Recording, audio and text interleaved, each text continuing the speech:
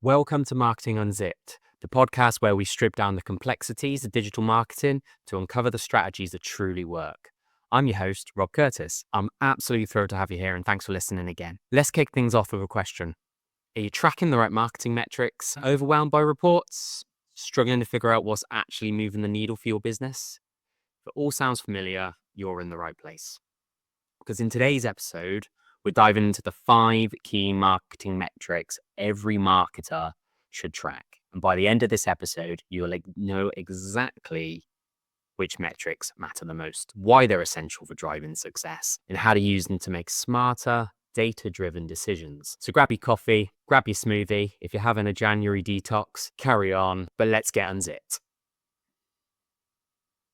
So why do metrics matter? Before we dive into the 5 key metrics, let's talk about why metrics matter. And to do that, let me share a story from my own experience. Over a year or so ago now, I had the privilege of starting to work with this awesome small e-commerce brand, and they were doing everything. Socials, paid ads, paid search ads, organic search, blogs, emails. If they're not doing it, it's not invented. And when I first started working with them, I asked them the question of what's driving the most revenue? What's getting the results? And they just couldn't tell me. Their marketing spend was a complete black hole and they were just flying blind. This isn't uncommon. I get this all the time. But if you're not tracking the right metrics, it's like navigating without a map. You've got absolutely no chance. Sure, you might stumble on the right path. Occasionally, you might have a few quick wins, but more often than not, you're just wasting time and money. These metrics really help you understand what's working so you can double down on it. Identify what's not working so you can stop bleeding resources. And most importantly, prove your ROI, especially if you're justifying budgets and resources to stakeholders in the business, direct managers, or like me, to my wife. Here's the thing though. Marketing isn't and shouldn't be guesswork. It's about decisions rooted in data, and tracking the right metrics is your compass to stay on course. So now we've set the stage, let's break down the 5 metrics that will completely transform the way you approach your marketing. These metrics are the difference between guessing and knowing. And when used right, they can supercharge your campaigns. So let's break them down one by one. So first of all, most things in the digital space you're doing is going to be driving traffic to your own website. So let's get a grasp on those website traffic metrics. Over a year ago now, Google have sunsetted the old version of Google Analytics. So we're all on Google Analytics 4. And essentially, it's a much more event-based system, meaning we can track how users interact with our site in a much deeper way. Here's a few things you can focus on. Straight away, active users. Unlike total users, active users engage meaningfully with your site. They're the ones reading your blogs, watching your videos, or adding products to their carts. Engagement rate. Forget the old bounce rate, that's gone. But engagement rate measures how many users actually stay and interact with your content. For instance, GA4 considers a user engaged if they spend at least 10 seconds on a page, triggering an event or to convert. Traffic sources. Understand where your audience is coming from. Whether it's organic search, paid ads, social media, it is the key to refining your strategy. This is one of my first go-to pages within Google Analytics whenever I'm looking at a brand new project, because it begins to give me the lay of the land. We'll talk about some more shortly. The layer into that level, but it's an absolute no-brainer. I want to see where traffic is coming from. So let's talk about the conversion metrics. GA4 makes traffic conversion so much easier. They now even coin it as key events. So we're used to the language of events, and now it is in a key event that we want to track. So this is where you've got a website form submission, somebody's purchased a product from your website, someone's clicked a call, as a conversion. Because ultimately, conversions are the ideal goal, whether it's generating leads, getting downloads, or driving sales. Another one of my favorites being event count and value. So I just talked about events and key events and all that language. But where GA4 is event-based and tracking specific actions, like button clicks or video plays, it gives you such a granular view of what actually drives value for your customers. So it's not just about those top line numbers, how much revenue we're generating and all those pieces, albeit they're so valuable. But actually before that, you want to start learning, how do people engage with my blog content, my video content? What's going on with my site? And event counts can help you determine that. In Google Analytics 4, it's a little bit complex, but you can use custom funnels and it helps you visualize steps that users take before converting. So, for example, for me, this is one of my favorite tactics to use with our e-commerce clients in particular, because if you think about how you would move and or act with a site when you're clicking and you're trying to purchase something, understanding where a user drops off in that journey is so, so powerful. If I see tons dropping out at checkout, I know I need to streamline the process. I need to go and assess that page and figure out what's wrong. One of my next favorite metrics, so coming away slightly from GA4 now and some more high level sort of metrics, is customer acquisition cost, or CAC as it's known. But this metric is crucial for understanding how much it costs to bring in a new customer. Me, I love a spreadsheet, I love a formula, so everything has to come down to a good old formula. So to calculate your CAC, it simply equals the total marketing spend plus the number of new customers acquired. And the reason why this matters is if your CAC is higher than the revenue your customer brings in, your business is going to bleed money. For example, a retail brand's having a customer acquisition cost of 50 quid and their average order value was 40, they're not getting the right answers. They're not making money. And that's the frustrating challenge in this. But what you should be thinking about there is, what can we do to shift the focus of our marketing to more direct conversion-based channels and how we can reduce that customer acquisition cost? So instead of just broad social campaigns, for example, in your e-commerce brand, I'd be thinking about how can I drive people directly who are looking for my products? So straight away, Google Shopping ads, for example. But one of the best tips I can give you is just to focus on those high intent channels like Google Ads for search driven audiences. You can also think about retargeting warm leads. These campaigns often convert at an absolute fraction of a cost in compared to completely cold outreach. So regardless of what sector you're in, and that could be retargeting via social media ads, that could be retargeting via emails, or even in the good old B2B space, pick up the phone and have a conversation with someone you haven't for a while. I truly believe one of the most underutilized elements of lowering your customer acquisition cost is actually referral marketing, because it's not costing you half as much because you're not paying for ads and spending time and energy in learning different processes and tactics, but by actually going to communicate to your network, to your current customers, and look for those referrals. That cost of that reward, you'll be surprised how much cheaper it is in compared to your normal customer acquisition cost. My fourth favorite metric is customer lifetime value, CLV. So let's talk about it. This tells you how much revenue you could expect from a customer over the course of their relationship with your brand. Back into the formulas. To calculate your CLV, it is average purchase value times purchase frequency times customer lifespan. Here is why CLV is a game changer. If it's significantly higher than your CAC, you're on the path to profitability. If it's not, it's time to rethink your retention strategy. And a few ways that you can think about how you can improve your customer lifetime value is introducing loyalty programs to encourage repeat customers, upsell and cross-sell complementary products, focus on excellent customer service. Happy customers stick around. An easy example, a software client that we work with, they doubled their customer lifetime value by just improving their onboard process and offering some personal check-ins at key milestones. Especially in the software space, we're so guilty of just taking a look at the tool, I can sign up and I can get on. But actually, as a user, people get stuck, people get confused, and people aren't too sure of the next step. And by offering that one-to-one element of support, which only a margin of people will take up, that is the difference between you doubling or not doubling your customer lifetime value. So really doubling down on that customer service piece is one great way to move in the right direction. And finally, we have ROI, return on investment.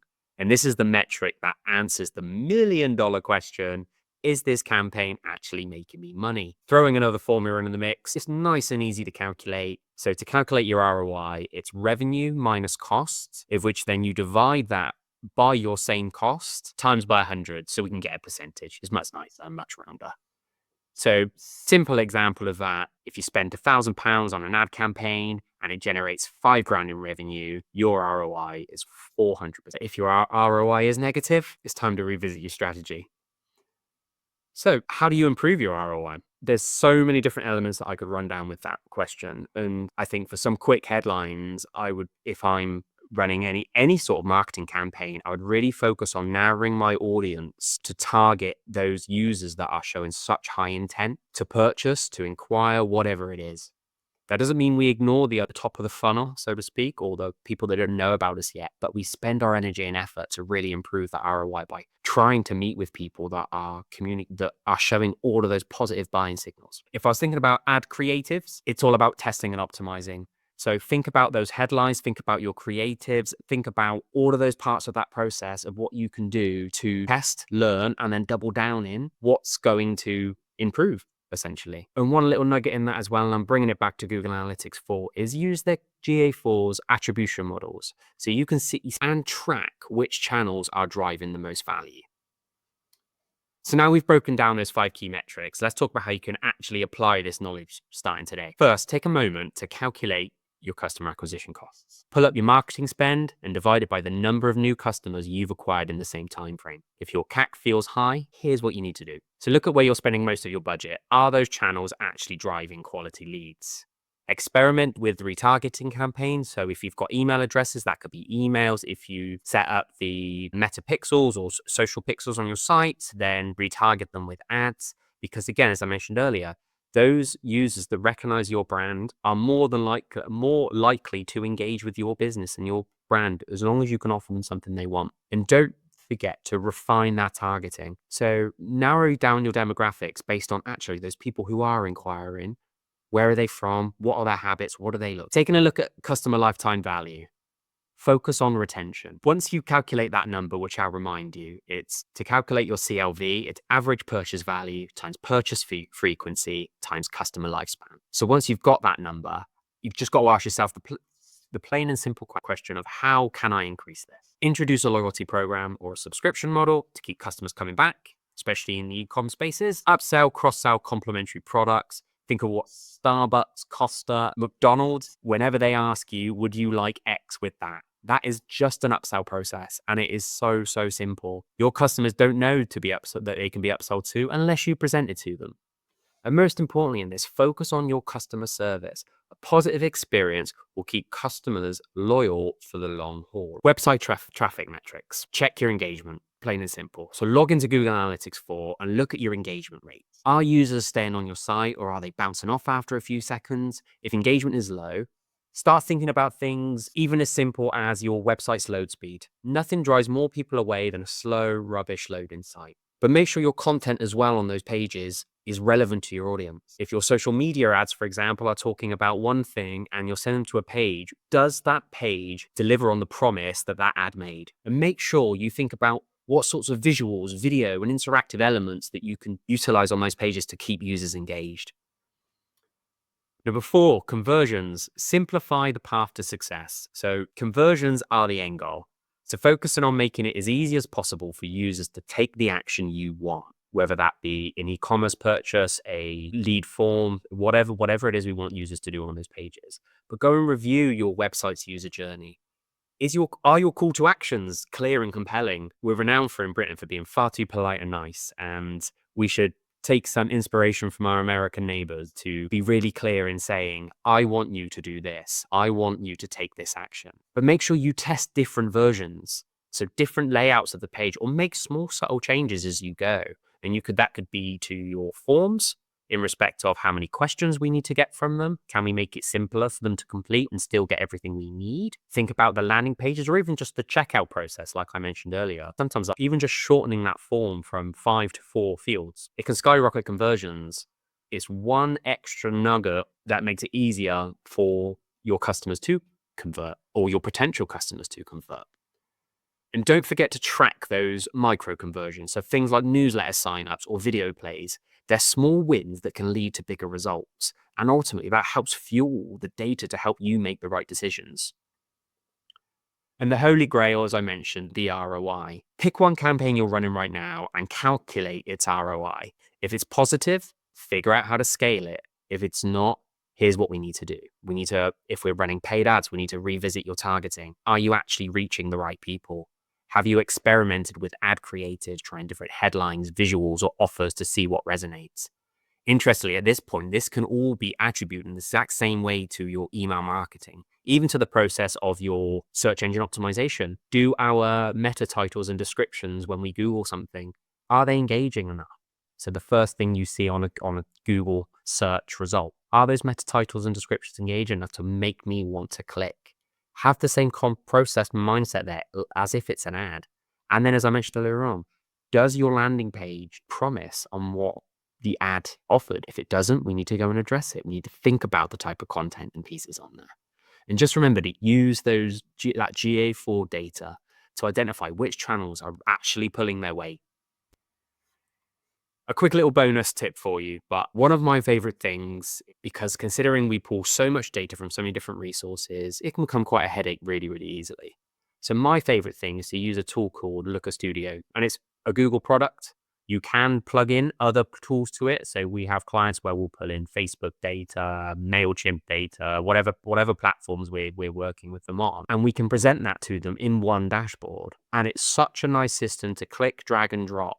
But for you, if it's your business or your own internal metrics that you need to cut or need to report to your bosses, then use those dashboards to create the light version, the high level version of key stats and information, but then also use the next page and the next page to get more precise data based on feedback. So if that's for other members of your team or your bosses, get their feedback and think about how you can enhance that, because then all of a sudden the conversation becomes so much smoother. But as a business owner taking a look at that, you can have your high level metrics, you know exactly what you can check in, take one look at, disappear, come back the next time, and you can see the refreshed version. It's such a powerful way, even more powerful than a spreadsheet, of just trying to help you stay organized and on top and using it to actually make decisions for your business. So with these steps in place, you'll not only understand your metrics, but also use them to make decisions that grow your business. So let's wrap things up, some final thoughts. Thanks for joining me today on this deep dive into the 5 key metrics every marketer should track. Metrics like CAC, CLV, ROI, they're not just numbers, they're the roadmap to making smarter, more profitable decisions. And here's the bottom line. If you're not already tracking these metrics, start today. Even the smallest of steps. Calculate your customer acquisition cost or review your engagement rates in Google Analytics. These can begin to be the opportunity where you unlock so much potential for growth. And remember, it's not just about tracking the data, it's about using it to take action. Whether it's refining campaigns, improving your website, or scaling what's already working really, really well. Every decision should be driven by the insights that these metrics provide you all.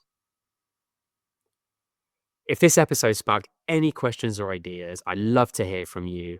Connect me on LinkedIn or drop a comment if you're on YouTube. Let me know which metric are you focusing on and improving this week. And hey, if you found this episode helpful, don't keep it to yourself. Share it with your team, your colleagues, or even that one friend who's always debating the merits of a bounce rate. Make sure you subscribe to Marketing Unzipped so you never miss an episode packed with actionable advice and real-world insights. And if you've got a spare moment, I'd absolutely love a review. Your feedback helps me continue delivering the content you care about. Until next time, I'm Rob Curtis. This has been Marketing Unzipped. Let's keep making marketing that works.